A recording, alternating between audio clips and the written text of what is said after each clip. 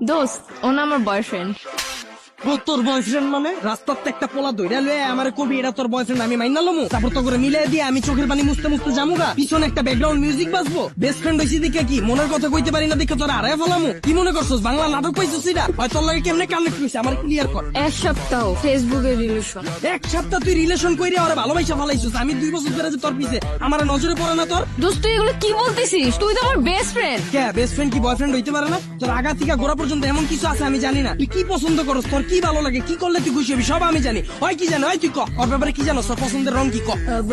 পছন্দের রং ভাই জানি না। জানোস না ওর কি খাইতে ভালো লাগে ক কি কখনো জিগাই নাই তো। এক সপ্তাহ কথা কইয়া তুই পোলার প্রেমে পড়ে গেছিস। আমি যে 2 বছর ধরে তোর পিছনে বান্দির মতো খাটলাম এটার কোনো দাম নাই। দিনটায় 24 ঘন্টা তোর সময় দিছি। তোর কি ভালো লাগে কি করলে তুই খুশি হবি এত কিছু কইরাও তোর মন পাইলাম না।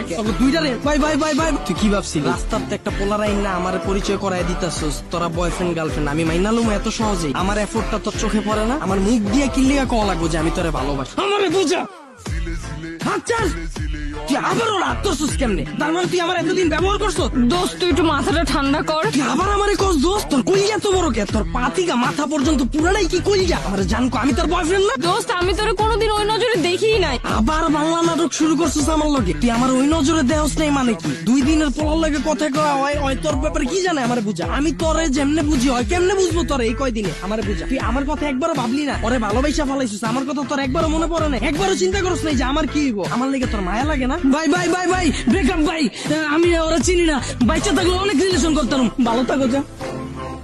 কি ভালোবাসি আমার 2 মিনিটের পাগলামিতেই ফাইটা গেল।